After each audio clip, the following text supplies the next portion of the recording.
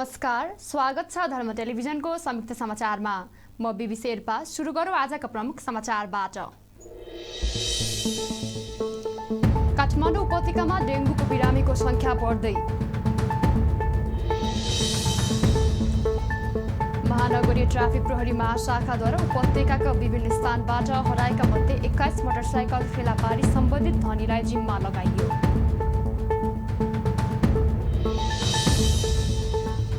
प्रमुख प्रतिपक्षी दल नेकपा एमालेद्वारा प्रतिनिधि सभा बैठक आज पनि अवरोध। विनाशकारी भूकम्पपछिको पुनर्निर्माण हुन बाँकी रहेका कामको प्रगति वितरण प्रत्येक 3 महिना उपलब्ध गर्न सरकारले निर्देशन। नेपालमा विवाह गर्न पर्ने उमेरको प्रावधानमा विचार गर्नुपर्ने सांसदहरूको भनाई। अब समाचार विस्तारमा। काठमाडौँ उपत्यकामा डेङ्गुको बिरामीको संख्या बढ्न थालेको छ। निरन्तरको वर्षासँगै काठमाडौँमा डेङ्गुको बिरामीको संख्या बढ्न थालेको हो। डेङ्गुको बिरामीको संख्या बढ्न थालेपछि काठमाडौँ महानगरपालिका शहरी स्वास्थ्य महाशाखाले सचेतनामूलक कार्यक्रम गर्न थालेको छ। काठमाडौँ महानगरपालिकाको वडा नम्बर 29 मा मात्र 10 जनालाई डेङ्गुको संक्रमण देखिएको वडाध्यक्ष कुश ढकालले बताउनुभयो। उहाँले कालिका स्थान घट्टेकुलो लगायतका क्षेत्रमा डेङ्गुको जोखिम देखिएको जानकारी दिनुभयो। घरको कौशी चौर र बाटोमा जमेको पानी हटाउन सचेत गराउनका लागि माइकिङ पनि गरिएको उहाँले बताउनुभयो। एक्चुअल डाटा त मलाई पनि थाहा भएन। जस्तो 8-10 जना मान्छेलाई देखेको छ भन्ने कुरा छ। आज चाहिँ कालिन चोक मार्गमा देख्यो भन्ने कुरा छ। हिजो अस्ति त्यहाँ यो कालिका स्थानतिर कता घटेकुलातिर पनि देख्यो भन्ने कुरा छ। एक्चुअल डाटा चाहिँ मसँग भएन, तर देख्यो भन्ने कुरा छ। डेङ्गु भने चाहिँ कस्तो रहेछ भने अरूभन्दा नितान्त फरक भयो हुनाले त्यो कम्तीमा दिउँसो चाहिँ तपाईँको जस्तो माथि घरमा कौशीमा पानीहरू जम्ने व्यवस्था चाहिँ गर्नु भएन। सफा पानी जमाएको ठाउँमा चाहिँ आउँदो रहेछ लामखुट्टे। फेरि दिउँसो उज्यालोमा आउनु रहेछ। त्यसले गर्दा चाहिँ हामीले के अलि माइकिङ गरेर उद्देश्य के भने कम्तीमा तपाईँको चाहिँ कौशीमा चौरमा कतैतिर अथवा बाटोमा सफा पानी जमेको चाहिँ आफै सचेत भएर हटाइदिनु पर्यो। कुनै ठाउँमा सफा पानी 2 दिनदेखि 3 दिनसम्म रह्यो भने डेङ्गु फैलने इजिप्टाई लामखुट्टेले फूल पार्न सक्ने र त्यसरी जन्मिने सबै लामखुट्टेमा भाइरस हुने चिकित्सकहरूले जनाएका छन्। महानगरी ट्राफिक प्रहरी महाशाखाले उपत्यकाका विभिन्न स्थानबाट हराएका मध्ये 21 मोटरसाइकल फेला पारी सम्बन्धित धनीलाई जिम्मा लगाएको छ। हस्तान्तरण गरिएका 24 मध्ये 10वटा मोटरसाइकल र 11वटा स्कुटर रहेका छन्। ट्राफिक प्रहरी महाशाखाबाट खटिएको सादा पोसाकको टोलीले खोज तलास गरी विभिन्न स्थानबाट नियन्त्रणमा लिएका मोटरसाइकलहरू मंगलबार महाशाखाका प्रमुख प्रहरी वरिष्ठ उपरीक्षक जनक भट्टराईले सम्बन्धित धनीलाई हस्तान्तरण गर्नुभएको हो। हस्तान्तरण कार्यक्रममा एसएसपी भट्टराईले विशेष सूचना सङ्कलन र निगरानी गरी उपत्यकाका तथा आसपासको इलाकाबाट मोटरसाइकलहरू बरामद गरिएको र चोरीमा संलग्न मानिसहरूलाई पक्राउ गरी आवश्यक कारबाहीका लागि तत्कालै विभिन्न प्रहरी वृत्तहरूमा पठाउने गरेको जानकारी दिनुभयो। उहाँले हराएकोमा मोटरसाइकलमा खोज तलास र चोरी नियन्त्रण कार्य निरन्तर हुँदै आएको र हराउनै नदिनको लागि धनी समेत विशेष चनाखो र सजग हुनुपर्ने दिन आएको बताउनुभयो। यो क्रम चाहिँ लामो समयदेखि चलिरहेको छ र अहिले पनि त्यही अवस्थामा छौँ हामी। तर हामी अब चाहिँ मोटरसाइकल खोज्ने हस्तान्तरण गर्ने मात्रै होइन, मोटरसाइकल हराउनै नदिने केही उपाय गर्नुपर्छ भनेर अस्तिदेखि हामीले चाहिँ अस्तिको कार्यक्रममा योभन्दा अघिल्लो कार्यक्रम पनि मैले बोलिरहेको छु। र मोटरसाइकल हराउन नदिन चाहिँ के गर्ने भन्नेमा चाहिँ हामी अलिकति चिन्तित हुनुपर्ने, चिन्तन गर्नुपर्ने, सोच्नुपर्ने अवस्थाहरू चाहिँ छ। मोटरसाइकल हराउने अनि खोज्ने, फेरि ल्याएर बुझाउने अनि चोर्नेलाई चाहिँ कारबाहीको दायरामा ल्याउने मात्रै होइन, मोटरसाइकल हराउनै नदिने चाहिँ अब के गर्ने भनेर सोच्नुपर्छ हामीले। र मोटरसाइकल हराउनै नदिनको लागि चाहिँ प्रहरी मात्रै होइन, मोटरसाइकल धनी पनि त्यत्तिकै जिम्मेवार भएर लाग्नुपर्छ जस्तो लाग्छ मलाई। मोटरसाइकल धनी पनि त्यत्तिकै जिम्मेवार हुनुपर्छ, त्यत्तिकै चाहिँ नि मोटरसाइकल धनीले पनि चनाखो हुनुपर्छ। हामी जति चाहिँ मोटरसाइकल चोरी नहोस् भनेर सचेत छौँ, मोटरसाइकल धनी पनि त्यत्तिकै चाहिँ सचेत हुनुपर्छ। मेरो साधन चोरी नहोस्, मैले ठिक ठाउँमा राखेको छु कि छुइनँ, मैले चाहिँ एकान्त ठाउँमा पो राखेँ कि मैले राख्ने बेलामा आफ्नो चाहिने सुरक्षाका उपायहरू पर्याप्त गरे कि गरिनँ, यी कुराहरूमा उहाँहरू चाहिँ चिन्तित हुनु जरुरी छ। पछिल्लो समय उपत्यकाबाट दुई पाङ्ग्रे सवारी साधन मध्ये डियो स्कुटर र पल्सर मोटरसाइकल बढी चोरी हुने गरेको महाशाखाको तथ्याङ्कले देखाएको छ। यस आर्थिक वर्षमा हराएका 226 मोटरसाइकल मध्ये 146 मोटरसाइकल नियन्त्रणमा लिएको छ। 146 मध्ये 112वटा मोटरसाइकल सम्बन्धित धनीलाई जिम्मा लगाएको र अन्य 24वटाको धनी पत्ता लगाउने कार्य भइरहेको महाशाखाले जनाएको छ। प्रमुख प्रतिपक्ष दल नेकपा एमाले प्रतिनिधि सभाको मंगलबारको बैठक पनि अवरोध गरेको छ। सभामुख अग्निप्रसाद सापकोटाले सांसदको बैठक प्रारम्भ भएको बताउने बित्तिकै एमाले सांसदहरूले नाराबाजी गर्दै बैठक अवरोध गरेका हुन्। सो क्रममा उनीहरूले एमाले कारवाही गरेका सांसदहरूलाई सदनमा प्रवेश गराएको भन्दै नाराबाजी गरेका थिए। त्यस्तै एमालेका सांसदहरूले पदीय दायित्व कायम गर, कालो धन चाहिँदैन, देश लुट्न पाइँदैन लगायतका नारा लगाएका थिए। विरोधपछि सभामुख अग्नि सापकोटाले सहज रूपमा सभा सञ्चालन गर्नका लागि सहयोग गर्न अनुरोध गर्नुभएको थियो। उहाँले जनप्रतिनिधिको सर्वोच्च निकाय सांसद एवं सांसद सदस्यले स्वीकृत विधि पद्धति पालना गर्नु कुरामा अझै बढी संवेदनशील एवं प्रतिबद्ध हुन आवश्यक रहेको बताउनु भएको थियो।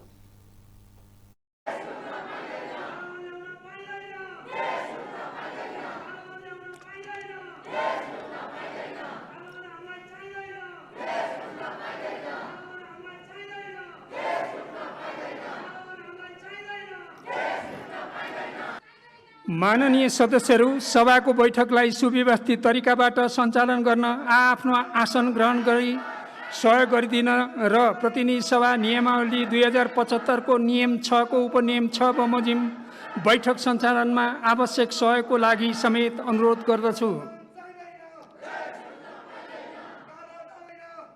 माननीय सदस्यहरू, मैले अघिल्ला बैठकहरूमा पनि भनेको छु, नेपालको संविधानको धारा 105 ले अदालतमा विचाराधीन मुद्दाहरूको सम्बन्धमा न्याय निरूपणमा प्रतिकूल असर पार्ने विषयमाथि संघीय संसदको कुनै सदनमा छलफल गर्न बन्देज गरेको कुरा पुनः स्मरण गराउन चाहन्छु।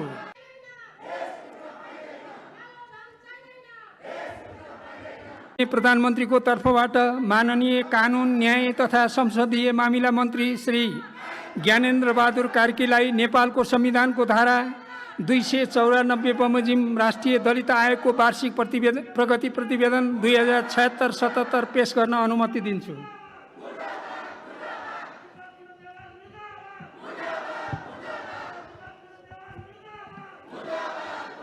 सम्माननीय सभामुख महोदयको अनुमतिले नेपालको संविधानको धारा 294 बमोजिम राष्ट्रिय दलित आयोगको वार्षिक प्रतिवेदन 2076-77 सदन समक्ष प्रस्तुत गर्दछु। धन्यवाद। एमालेका सांसदहरूले विरोधका बीच बैठकमा प्रधानमन्त्रीको तर्फबाट कानुन मन्त्री ज्ञानेन्द्र बहादुर कार्कीले राष्ट्रिय दलित आयोगको वार्षिक प्रतिवेदन पेश गरिएको थियो। प्रतिनिधि सभाको अर्को बैठकमा असोज 22 गते शुक्रबार 1 बजे बोलाएको छ। माधव नेपाल लगायत 14 सांसदलाई पदमुक्त गर्न गरिएको सिफारिस सभामुखले कार्यान्वयन नगरेको भन्दै एमालेले निरन्तर रूपमा प्रतिनिधि सभा बैठकमा विरोध गरिरहेको छ। प्रतिनिधि सभाको अन्तर्गतको विकास तथा प्रविधि समितिले विनाशकारी भूकम्पपछिको पुनर्निर्माण हुन बाँकी रहेको कामको प्रगति विवरण प्रत्येक 3 महिना उपलब्ध गराउन सरकारलाई निर्देशन दिएको छ।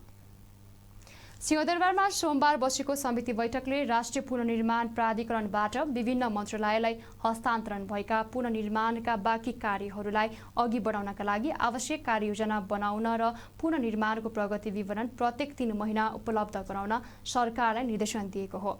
त्यस्तै बैठकले प्रतिनिधि सभाको समयावधि सकिनै लागेको अवस्थामा प्रतिनिधिकरण मातहत रही काम गरेका प्राविधिक जनशक्तिलाई पुनर्निर्माण वा अन्य निकायमा तत्काल व्यवस्थापन गर्ने र यस सम्बन्धी ठोस कार्ययोजना बनाई कार्यान्वयन गर्न अर्थ मन्त्रालय र सामान्य प्रशासन मन्त्रालयलाई निर्देशन दिएको छ।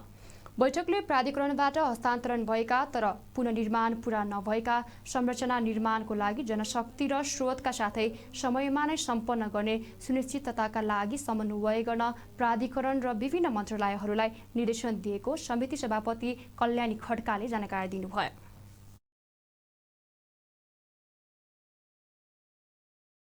नेपाल सरकारका विभिन्न मन्त्रालय तथा निकायहरूमा हालै हस्तान्तरण भएको सन्दर्भमा ती संरचनाहरूको दिगो संरक्षण उपयोग र त्यसको समुचित व्यवस्थापन सम्बन्धी स्पष्ट कार्ययोजना बनाई कार्यान्वयन गर्न र त्यसको प्रगति विवरण प्रत्येक 3 महिनामा समितिमा पठाउने व्यवस्था मिलाउन समिति नेपाल सरकार शहरी विकास मन्त्रालय, शिक्षा विज्ञान तथा प्रविधि मन्त्रालय, संस्कृति पर्यटन तथा नागरिक उड्डयन मन्त्रालय, संघीय मामला तथा सामान्य प्रशासन मन्त्रालयका र राष्ट्रिय विपद जोखिम न्यूनीकरण तथा व्यवस्थापन प्राधिकरण लगायतका सम्बद्ध जिम्मेवार निकायलाई निर्देश गर्दछ। राष्ट्रिय पुनर्निर्माण प्राधिकरणको समयावधि समाप्त हुन गइरहेको सन्दर्भमा राष्ट्रिय पुनर्निर्माण प्राधिकरण र प्राधिकरण मातहत रहित भूकम्प प्रभावित विभिन्न जिल्लामा अहोरात्र खटी निर्माणको कार्यलाई सफल बनाउन महत्त्वपूर्ण योगदान पुर्याउने प्राविधिक जनशक्तिलाई पूर्वाधार निर्माणसँग सम्बन्धित अन्य निकायहरू तत्काल व्यवस्थापन गरेर ठोस कार्ययोजना बनाई कार्यान्वयन गर्न समिति नेपाल सरकार अर्थ मन्त्रालय र संघीय मामला तथा सामान्य प्रशासन मन्त्रालयले निर्देश गर्दछ। राष्ट्रिय सहित निर्धारित समयमा सम्पन्न गर्ने सुनिश्चितताका लागि समन्वयात्मक भूमिका निर्वाह गर्न समिति राष्ट्रिय पुनर्निर्माण प्राधिकरण, अर्थ मन्त्रालय, नेपाल सरकार शहरी विकास मन्त्रालय, शिक्षा विज्ञान तथा प्रविधि मन्त्रालय, संस्कृति पर्यटन तथा नागरिक उड्डयन मन्त्रालय, संघीय मामला तथा सामान्य प्रशासन मन्त्रालय र राष्ट्रिय विपद जोखिम न्यूनीकरण तथा व्यवस्थापन प्राधिकरण लगायत सम्बद्ध जिम्मेवार निकायलाई निर्देश गर्दछ। बैठकमा पुनर्निर्माण प्राधिकरणका प्रमुख कार्यकारी अधिकृत सुशील ग्यावालीले पुनर्निर्माणका कार्यहरू हस्तान्तरण भइरहेको अवस्थामा हस्तान्तरण नभएका संरचनालाई तीव्र गतिमा पुनर्निर्माण गरिरहेको बताउनुभयो। उहाँले रानीपोखरी, धरहरा र सिंहदरबारसँग सम्बन्धित पुनर्निर्माण कार्यलाई पनि अघि बढाइरहेको जानकारी दिनुभयो। त्यस्तै मङ्सिरमा हुने अन्तर्राष्ट्रिय सम्मेलनमा उच्च स्तरीय सहभागिता गराउने तयारी भइरहेको उहाँले बताउनुभयो। साउन महिनामै प्राधिकरणले कार्ययोजना बनाएको छु। त्यो कार्ययोजनालाई चाहिँ हामीले प्रधानमन्त्री तथा मन्त्री परिषद कार्यालयमा पेश गरेका थियौँ र हामीले त्यो कार्ययोजनालाई नै चाहिँ राखेर हामी सम्बन्धित मन्त्रालयहरूलाई प्राधिकरणले पहिला बनाएको कार्ययोजना यस्तो छ र अब चाहिँ सम्बन्धित मन्त्रालयहरूले त्यो कार्ययोजना अनुसार काम अगाडि बढाउनका लागि र त्यसमा केही संशोधन गर्नुपर्ने गरेर अगाडि बढाउनको लागि हामी कार्ययोजना पनि चाहिँ लेखेर सम्बन्धित मन्त्रालयहरूमा त्यो विषयमा हामीले पठाइसकेको छ र प्राधिकरणले अहिले पछाडि चाहिँ उसको जिम्मेवारीहरूको रानीपोखरी, धरहरा र सिंहदरबारसँग सम्बन्धित कामहरूलाई अलिक गति दिने गरेर यो बिचमा कोभिडले अलिकति असर गरिराखेका थियो, हामीले त्यसलाई गति दिने ढङ्गले त्यसको चाहिँ कामलाई हामीले अगाडि बढिराखेका छौँ र हामीले समन्वय गर्नुपर्ने कुराहरूलाई पनि अगाडि बढाएका छौँ। अर्को एउटा महत्त्वपूर्ण काम प्राधिकरणले यो बिचमा गर्नुपर्ने मङ्सिर 21 देखि 23 गतेसम्म अन्तर्राष्ट्रिय सम्मेलन चाहिँ आयोजना गर्ने नेपालको पुनर्निर्माणको सम्बन्धमा भनेर चाहिँ निर्देश समितिले निर्णय गरेको अवस्था छ। पछिल्लो हाम्रो चाहिँ सहभागिता थियो अरू विभिन्न मुलुकहरूबाट, त्यही स्तरको सहभागिताको लागि चाहिँ हामीले अनुरोध गरेका छौँ। त्यो अनुसारको चाहिँ हामीले चाहिँ सम्बन्धित चाहिँ जातीय निकाय र अन्तर्राष्ट्रिय समुदायसँग हामीले त्यो पहल कदमी अगाडि बढाएका छौँ। हामीले यसको निम्ति काम गर्नको लागि चाहिँ हाम्रो विश्व ब्याङ्कको एउटा मल्टी डोनर ट्रस्ट फन्ड छ, विभिन्न डोनरहरू मिलेर त्यस अन्तर्गतको रकमबाट यो चाहिँ अन्तर्राष्ट्रिय सम्मेलनलाई सहयोग गर्ने त्यसमा जति खर्च चाहिन्छ त्यो चाहिँ हामीले व्यवस्थापन गर्दैछौँ भनेर विश्व ब्याङ्कले त्यो कमिटमेन्ट पनि दिएको अवस्था छ।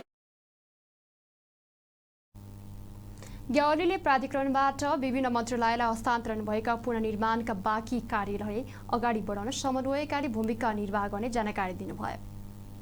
पुनर्निर्माण गर्ने बाँकी रहेका कार्यहरू विभिन्न मन्त्रालयलाई हस्तान्तरण गरे पनि राष्ट्रिय पुनर्निर्माण प्राधिकरण भने आगामी पुस 10 गतेसम्म क्रियाशील रहने ग्यावालीले बताउनुभयो।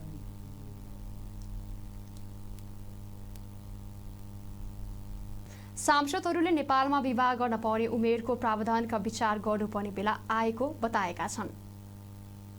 सोमबार प्रतिनिधि सभाको कानुन न्याय तथा मानव अधिकार समितिको बैठकमा उनीहरूले विद्यमान कानुनमा शारीरिक सम्पर्कका लागि 18 वर्ष र विवाहका लागि 20 वर्ष उमेर तोकिनुमा समस्या रहेको भन्दै यस्तो प्रावधानमा विचार गर्नुपर्ने बेला आएको बताएका हुन्। कानुनले 18 वर्षमा वाल्लिक हुने व्यवस्था गरिसकेपछि विवाह गर्नका लागि उमेर हद तोकिरहनु नपर्ने उनीहरूको भनाइ छ।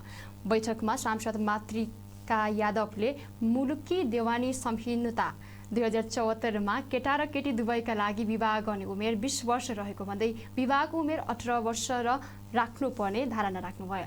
त्यस्तै उहाँले लिभिङ टुगेदरलाई अस्थायी रूपमा दर्ता गर्नुपर्ने बताउनुभयो। ठीक छ, मन मिलेन भने तपाईँको मुद्दा हालिदिने, त्यसमा त कोही बोल्नै पाउँदैन, फेरि को जाने त्यहाँ ऊ गर्न यो यस्तो हो भनेर। त्यसपछि यो लिभिङ टुगेदर जुन छ नि, मतलब त्यो लिभिङ टुगेदरको पनि दर्ता गराओस् भनेर राखिदिनु पऱ्यो क्या। दर्ता गराएपछि होइन हो के मतलब होइन, त्यो अस्थायी बिहे हुन्छ नि त। अस्थायी बिहे मतलब त्यो त बिफोर म्यारेजै हो त्यो होइन। त्यसैले चाहिँ मतलब त्यो एउटा अझै हामी छलफल गरौँ। मलाई त्यो चित्त नबुझेको कुरो त्योहरू हुन्छ कि मतलब हामीले चाहिँ 11 वर्ष सजाय हुन्छ भने अमेरिकामा 20 वर्ष देख्दा त्यता तान्ने हो कि भन्ने पनि नजाउँ, कता कुकुलो छ भने त्यता खोज्न पनि नजाउँ। हामी के गर्ने हो, ठ्याक्कै एक ठाउँमा उड्नु, यो जरुरी छ। हामी कहाँ उभिने हो भन्ने जरुरी छ। अब 11, 14, 16, 18 गर्दै लग्यो, यो पनि राम्रो पक्ष हो भनेका छौँ। यसले चाहिँ के गर्छ भने 16 वर्षमा हामी विगतमा 16मै सालमा हुन्थ्यौँ, नागरिकता लिन्छौँ, जागिर खान योग्य ठान्छौँ। 16मा जागिर खान योग्य ठान्छौँ, 18मा शारीरिक सम्पर्क गर्न योग्य ठान्छौँ, 20 या चाहिँ 20 वर्षमा गरायो भन्छ। भने चाहिँ हामी नै स्टेट छौँ हो कि होइन, यो स्टेट हो कि एक खालको फ्रेजाइल कमिटी हो यो। स्टेट त यसो गर्दैन। स्टेट आफै मनोमानी ढङ्गले जे पाए त्यही गरिराखेको हुनाले समाजमा जे पाए त्यही घटना घटिरहेको छन्। यसमा हाम्रो कानुन समितिले विज्ञान साथीहरूले चाहिँ यहाँको सदस्यहरू हुनुहुन्छ, एउटा बरु कठोर हौँ। 16मा झाप्ने हो कि साबालक 16मा भयो। पहिले प्रविधिको कुनै प्रयोग थिएन, 16मा साबालक हुन्थ्यो। अहिले 4 वर्षको बच्चाले भिडियो गेम खेल्छ, 6 वर्षमा गाडी कुदाउँछ, 8 वर्षमा गाडी कुदाउँछ। अब हामी 18मा साबालक गर्दैछौँ अन्तर्राष्ट्रिय उसमा हेर्नु। त्यसरी यो उमेरलाई के गर्ने हो र विवाहको उमेर र साबलकको उमेरलाई पनि चाहिँ यसको लागि म्याचिङ गर्नु पऱ्यो। यो दुर्व्यवहार बलात्कार सम्बन्धित मुद्दा फेरि पनि वैवाहिक सम्बन्धसँग जोडिनु भएको हुनाले अहिले अदालतमा रहेका मुद्दा, प्रहरीमा रहेका, थुनुवामा भएका, हिरासतमा रहेका मानिसहरू हेर्ने भने पहिलो कोसिस के गर्ने भने कम उमेरको भन्ने, त्यतिबाट भएन भने बलात्कार भन्ने, त्यतिबाट पनि भएन भने बेचबिखनमा लैजाने। र ती मानिस कस्ता हुँदो रहेछ भने पहुँचविहीन मानिस हुन्छ। अनि समितिले राख्नु एउटा कुनै जरिमानाको भोलम ठुलो राखेर के गर्ने, क्षतिपूर्तिको भोलम तिर्नै सक्दैन। त्यस्तै सांसदहरूले बलात्कार सम्बन्धी कसुर तथा सजाय सम्बन्धी विद्यमानमा कानुनमा परिमार्जन आवश्यक रहेको धारणा राखेका थिए। समितिले बलात्कार सम्बन्धी कसुर तथा सजाय सम्बन्धी विद्यमान कानुन व्यवस्थाबारे छलफल गरेको हो। समाचार, धार्मिक प्रवचन, संवाद, विविध पूजापाठ, ज्योतिष विज्ञान, बुद्ध जीवनी, गुरुहरूको जीवनीबारे हेर्न, सुन्न र पढ्न धर्म टेलिभिजनको मोबाइल एप डाउनलोड गर्नुहोस्। साथै फेसबुक र युट्युबमा सब्स्क्राइब, फलो र लाइक गर्नुहोस्।